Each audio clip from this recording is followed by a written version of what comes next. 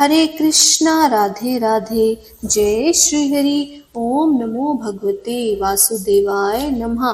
तो प्रिय भक्तजनों, आज हम श्रवण करेंगे वैशाख मास के अध्याय 15। इसमें महर्षि वशिष्ठ के उपदेश से राजा कीर्तिमान का अपने राज्य में वैशाख मास के धर्म पालन का करना और यमराज का ब्रह्मा जी से राजा के लिए शिकायत करना। और यदि आपने हमारे पहले के 14 अध्यायों का श्रवण नहीं किया है तो प्लीज हमारे चैनल पर जाकर उनका भी श्रवण कीजिएगा। तो आइए श्रवण करते हैं। मिथिलापति ने पूछा, ब्राह्मण, जब वैशाख मास के धर्म अतिशय सुलभ पुण्य राशि प्रदान करने वाले भगवान विष्णु के लिए प्रीतिकारक चारों पुरुषार्थों की तत्काल सिद्धि करने वाले सनातन और वेदोक्त हैं, तब संसार में उनकी प्रसिद्धि कैसे नहीं हुई। श्रुतदेव जी ने कहा, हे राजन, इस पृथ्वी पर लौकिक कामना रखने वाले ही मनुष्य अधिक हैं। उनमें से कुछ राजस और कुछ तामस हैं। वे लोग इस संसार के भोगों तथा पुत्र पौत्र आदि संपदाओं की अभिलाषा रखते हैं। कहीं किसी प्रकार कभी बड़ी कठिनाई से कोई एक मनुष्य ऐसा मिलता है जो स्वर्ग लोक के लिए प्रयत्न करता है और इसीलिए वह यज्ञ आदि पुण्य कर्मों का अनुष्ठान बड़े प्रयत्न से करता है, परंतु मोक्ष की उपासना प्राय कोई नहीं करता। तुच्छ आशाएं लेकर बहुत से कर्मों का आयोजन करने वाले लोग प्राय कामस्य कर्मों के ही उपासक हैं। यही कारण है कि संसार में राजस और तामस धर्म अधिक विख्यात हो गया है, परंतु सात्विक धर्मों की प्रसिद्धि नहीं हुई है। ये सात्विक धर्म भगवान विष्णु को प्रसन्न करने वाले हैं, निष्काम भाव से किए जाते हैं और यही लोक तथा परलोक में सुख प्रदान करते हैं।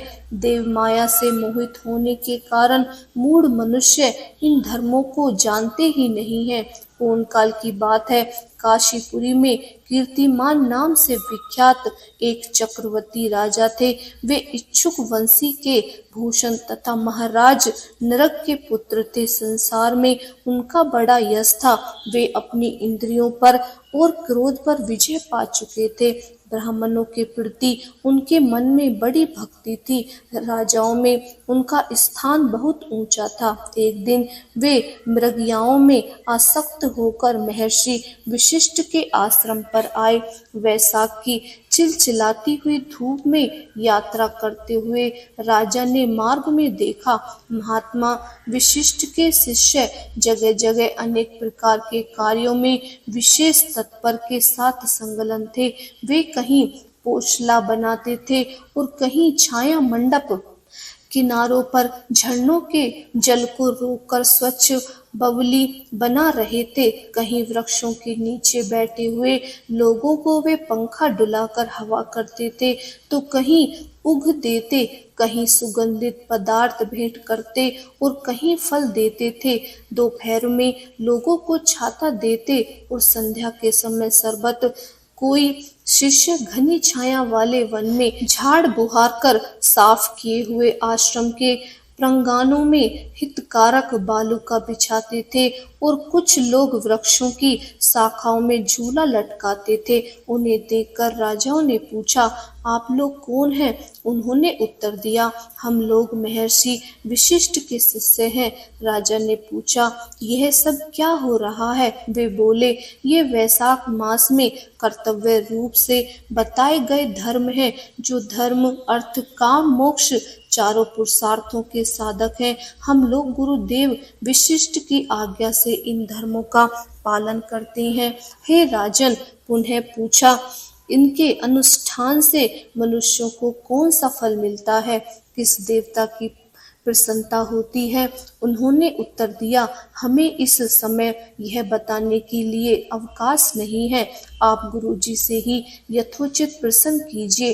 वे महायशस्वी महर्षि इन धर्मों को यथार्थ रूप से जानते हैं। शिष्य से ऐसे उत्तर पाकर राजा शीघ्र ही महर्षि वशिष्ठ के पवित्र आश्रम पर, जो विद्या और योग शक्ति से संपन्न था, गए। राजाओं के आते देख महर्षि वशिष्ठ मन ही मन बड़े प्रसन्न हुए। उन्होंने सेवकों सहित महात्मा राजा का विधि पूर्वक आतिथ्य सत्कार किया। जब वे आराम से बैठ गए तब गुरु वशिष्ठ से प्रसन्नता पूर्वक बोले, भगवान, मैंने मार्ग में आपके शिष्यों द्वारा परम आश्चर्य में शुभ कर्मों का अनुष्ठान होते देखा है, किंतु उसके संबंध में मैंने जब प्रश्न किया तब उन्होंने दूसरी कोई बात न बताकर आपके पास जाने की आज्ञा दी। उनकी आज्ञा के अनुसार मैं इस समय आपके समीप आया हूँ। मेरे मन में उन धर्मों को सुनने की बड़ी इच्छा है, अतः आप मुझे उनका वर्णन कीजिए।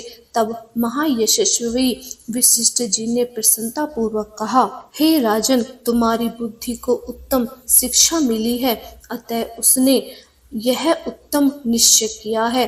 भगवान विष्णु की कथा के श्रवण और भगवत धामों के अनुष्ठानों में जो तुम्हारी बुद्धि की अत्यधिक प्रवृत्ति हुई है, यह तुम्हारे किसी पुण्य का ही फल है, जिसने वैशाख मास में बताए हुए महाधर्मों के द्वारा भगवान श्री हरि की आराधना की है।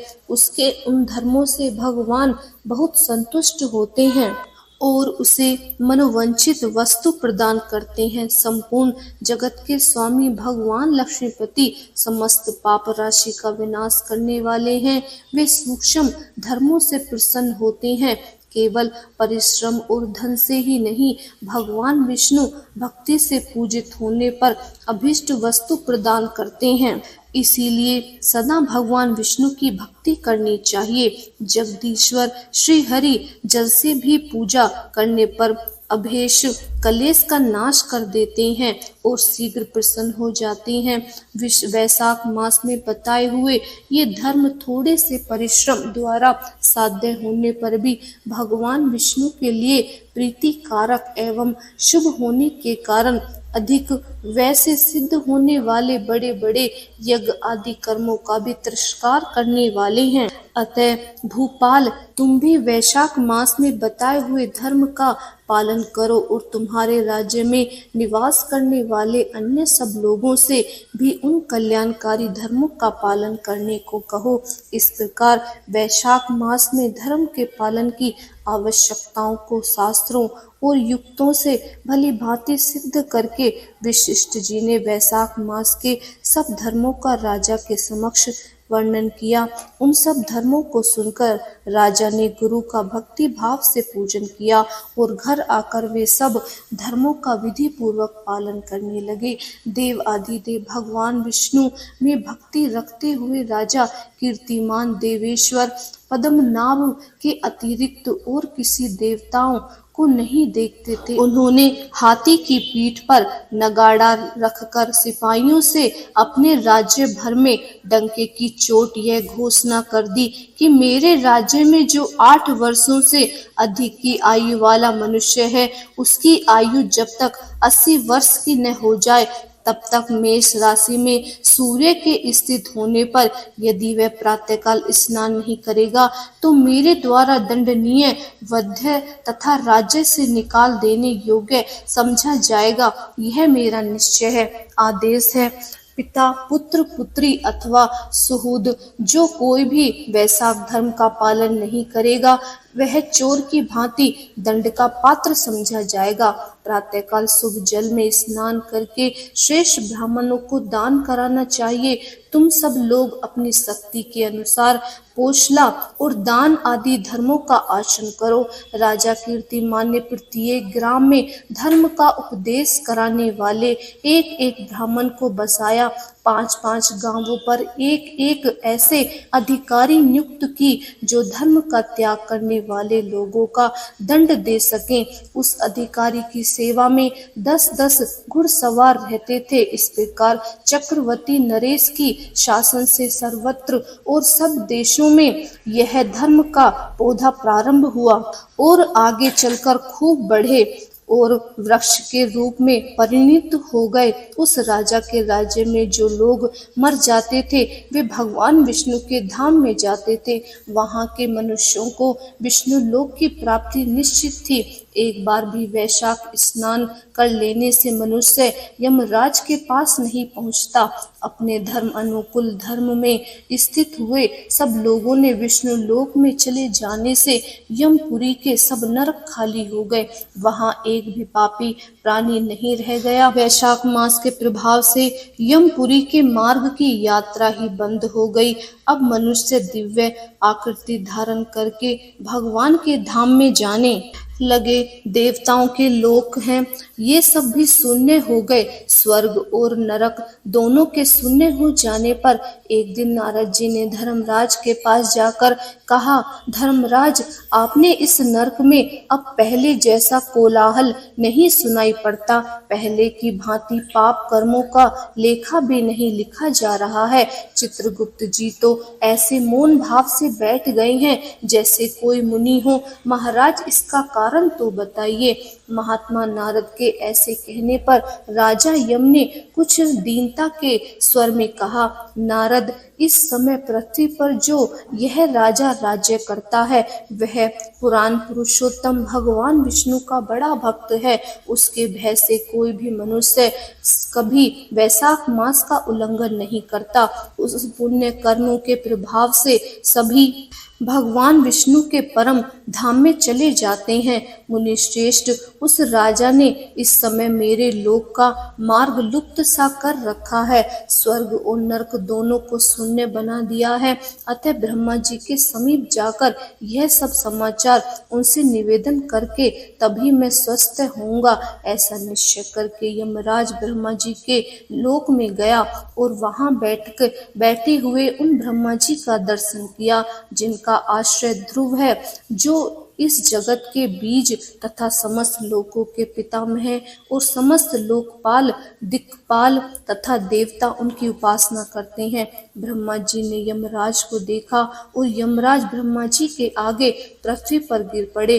फिर यमराज ने कहा, कमलासन कमल में लगाया हुआ जो पुरुष स्वामी की आज्ञा का ठीक ठीक पालन नहीं करता, उसका धन लेकर भोगता है, वह काठ का कीड़ा होता है। जो बुद्धिमान मनुष्य लोभवश स्वामी के धन का उपभोग करता है वह 300 कल्पोत त्रियाग योनि रूप नरक में जाता है। जो कार्य से नियुक्त हुआ पुरुष कार्य करने में समर्थ होकर भी अपने धर्म में ही बैठता है वह विलभ होता है। और हे देव, मैं आपकी आज्ञा से धर्म पूर्वक प्रजा का शासन करता आ रहा हूँ। मैं अब तक मुनियों और धर्म शास्त्रों के कथा अनुसार पुण्य आत्माओं को पुण्य के फल से और परमात्माओं पापों के फल से संयुक्त किया करता था, परंतु अब आपकी आज्ञा का पालन करने से असमर्थ हो गया हूँ। कीर्तिमान के राज्य में सब लोग वैशाख मासों को पुण्य कर्मों का अनुष्ठान करके पितरों और पितामहों के साथ वैकुंठ धाम में चले जाते हैं। उनके मरे हुए पितरों और मातामह आदि भी विष्णु लोक में चले जाते हैं। इतना ही नहीं, पत्नी के पिता, ससुर आदि भी मेरे लेखों को मिटाकर विष्णु लोक में चले जाते हैं। देव, बड़े बड़े यज्ञों द्वारा भी मनुष्य वैसी गति नहीं पाता जैसी वैशाख मास में मिल रही है। संपूर्ण तीर्थ से, दान आदि से, तपस्याओं से, व्रतों से अथवा संपूर्ण धर्मों से युक्त मनुष्य भी उन गति को पाता नहीं है जो वैशाख धर्म में तत्पर हुए मनुष्य को प्राप्त हो रही है। वैशाख मास में प्रातःकाल स्नान करके देव पूजन, मास महात्म्य की कथा का श्रवण तथा भगवान विष्णु को प्राय लगने वाले तदनुकूल धर्मों का पालन करने वाले मनुष्य एकमात्र विष्णु लोक का स्वामी होता है। और जगतपति भगवान विष्णु के लोक की तो मैं समझ में कोई सीमा ही नहीं है, क्योंकि सब ओर से कोटि कोटि प्राणियों का समुदाय वहां पहुंच रहा है तो भी वह भरता नहीं है। इस संसार में पवित्र और अपवित्र सभी लोग राजा की आज्ञा से वैशाख मास के धर्म का पालन करके विष्णु लोक को जा रहे हैं। लोकनाथ उसकी प्रेरणा से संस्कारहीन मनुष्य भी वैशाख स्नान करके वैकुंठ धाम में चले जाते हैं। वह केवल भगवान विष्णु के चरणों की शरण लेने वाला है। जान पड़ता है वह समस्त संसार को विष्णु लोक में पहुंचा देगा। जो पुत्र धर्म अर्थ काम और मोक्ष के प्रतिकूल चलता और वह पृथ्वी पर माता के पेट से पैदा हुआ रोग है, वह अधम पुरुष अपनी माता का घात करने वाला कहाँ जाता है। किंतु राजा कीर्तिमान की माता और उसकी पत्नी का पुण्य संसार में विख्यात है। उसकी माता एकमात्र वीर जननी है और वह राजा निश्चय ही संसार में बहुत बड़ा वीर है। जिस प्रकार कीर्तिमान मेरी लिपि को मिटाने में उद्यत हुआ है, ऐसी उद्योग पुराणों में और किसी का नहीं सुनाया गया है। भगवान विष्णु की भक्ति में तत्पर हुए राजा कीर्तिमान ने शिवा दूसरे किसी को मैं नहीं जानता, जो डंका बजाकर घोषणा करते हुए लोगों को ऐसी प्रेरणा देता है और मेरे लोक में मार्ग और विलुप करने की चेष्टा करता रहा हो। हरे कृष्णा। अध्याय समाप्त। यदि आपको आज की वीडियो पसंद आई हो तो प्लीज हमारे चैनल को सब्सक्राइब कीजिए, लाइक कीजिए और इस वीडियो को ज्यादा से ज्यादा शेयर कीजिए। हरे कृष्णा। राधे राधे। जय श्री हरि।